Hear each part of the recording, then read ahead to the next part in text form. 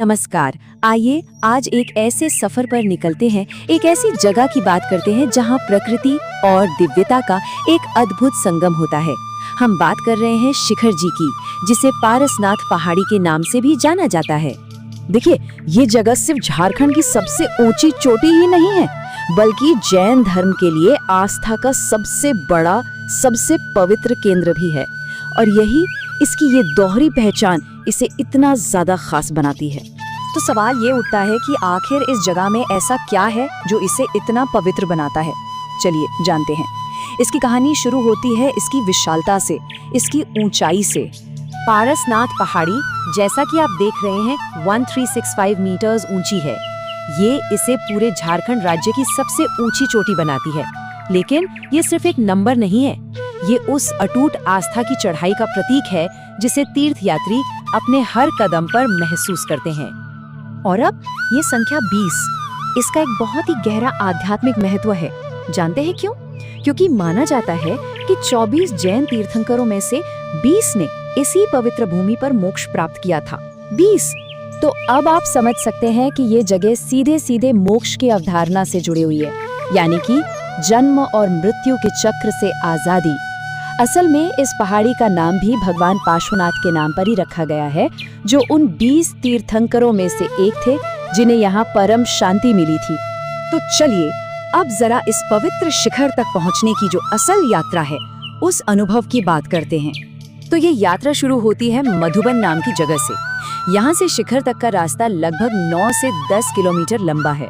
और ये कोई सीधा रास्ता नहीं है, ये घने जंगलों और घुमावदार पहाड़ी रास्तों से होकर गुजरता है। ये सिर्फ एक शारीरिक चढ़ाई नहीं है, ये मन और आत्मा की यात्रा है। जरा सोचिए, सुबह की ठंडी ठंडी हवा चल रही है, चारों तरफ घना जंगल है और सिर्फ पक्षियों का संगीत सुनाई दे रहा है। ये माहौल इस यात्रा को सिर्फ आध्यात्मिक ही नहीं, बल्कि एक कभी न भूलने वाला प्राकृतिक अनुभव भी बना देता है। लेकिन इतनी मेहनत और लगन से चढ़ाई पूरी करने के बाद मिलता क्या है? चलिए अब सीधे शिखर पर पहुंचने के अनुभव की बात करते हैं। ये बात शिखर जी के अनुभव को बिल्कुल सटीक तरीके से बयां करती है। ऊपर पहुंचकर एक गहरी शांति, एक आध्यात्मिक संतुष्टि की भावना मिलती है। यहाँ का जो वातावरण है वो मन को एक ऐसा सुकून देता है जो शायद ही कहीं और मिल पाए। अच्छा, कभी सोचा है इसका नाम शिखर जी क्यों है?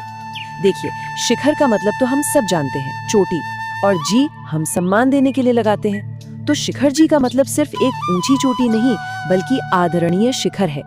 ये नाम ही इसके पवित्र और सर्वोच्च दर्जे को दिखाता है। तो ठीक है, अगर कोई इस अद्भुत यात्रा पर जाने का मन बना रहा हो, तो ये जानना बहुत जरूरी है कि सबसे अच्छा समय कौन सा है। तो देखिए, अक्टूबर से मार्च के बीच का जो समय है वो सबसे अच्छा माना जाता है। क्यों? क्योंकि इन महीनों में मौसम बहुत सुहावना रहता है, जिससे चढ़ाई थोड़ी आसान हो जाती है। वहीं दूसरी तरफ बरसात के मौसम में जाने से बचना चाहिए, रास्ते काफी फिसलन भरे और मुश्किल हो सकते हैं। तो आखिर में एक सवाल मन में रह जाता है कि जब प्रकृति और आध्यात्मिकता एक शिखर पर आकर मिलते हैं, तो वो अनुभव आखिर होता कैसा है? शिखर जी इस सवाल का एक बहुत गहरा और व्यक्तिगत जवाब देता है, एक ऐसा जवाब जो हर यात्री अपनी आत्मा में खुद खोजता है।